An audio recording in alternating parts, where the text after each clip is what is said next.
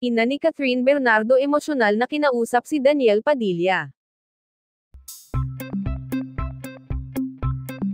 Matapos ang mga usap-usapang may pinagdadaanan umano sina Catherine Bernardo at Daniel Padilla, naging emosyonal umano ang ina ni Catherine na si Min Bernardo nang personal nitong kausapin si Daniel. Ayon sa mga nakalapit sa pamilya, naging mahaba at seryosong pag-uusap ito na puno ng emosyon at pag-alaala sa mahabang panahon ng samahan nina Kat at DJ. Ibinahagi umano ni Min Bernardo na labis niyang pinahahalagahan si Daniel bilang bahagi na rin ng pamilya nila sa loob ng maraming taon. Hindi daw madali para sa kanya na makita ang anak na dumaraan sa ganitong sitwasyon, ngunit pinaalalahanan niya si Daniel na anuman ang mangyari, mananatili ang respeto at malasakit sa isa't isa. May mga nakasaksi rin umano na hindi napigilan ni Daniel ang maging emosyonal sa harap ng ina ni Catherine. Sinabi raw nitong patuloy siyang nagpapasalamat sa lahat ng suporta at pagmamahal na ibinigay ng pamilya Bernardo sa kanya mula pa noong nagsimula ang kanilang relasyon.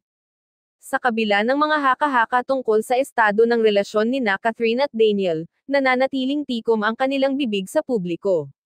Gayunman, ayon sa ilang malalapit na kaibigan, sinusubukan pa rin daw ng dalawa na ayusin ang kanilang komunikasyon at panatilihin ang magandang samahan kahit sa gitna ng mga isyong kinahaharap nila.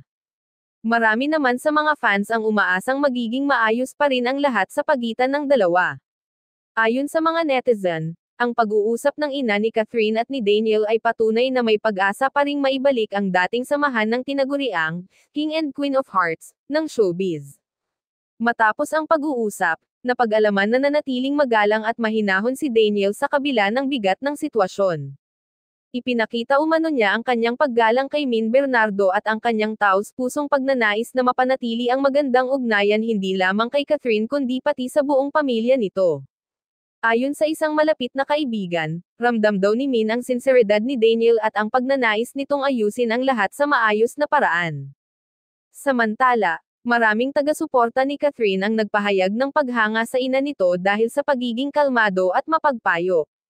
Sa halip na dagdagan ang gulo, pinili daw ni Min Bernardo na harapin ang sitwasyon ng may malasakit at pangunawa.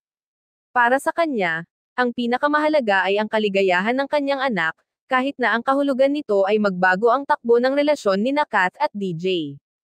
Sa social media, nag-viral agad ang balitang ito at umani ng libo-libong komento mula sa mga fans. May ilan na umaasang maibabalik pa ang dating tamis ng tambalan, habang ang iba na may nagsasabing panahon na raw para bigyan ng espasyo ang isa't isa. Gayunpaman, iisa ang panawagan ng karamihan, na manatili ang respeto, pagmamahal, at mabuting hangarin sa pagitan nina Catherine, Daniel, at ng kanilang mga pamilya.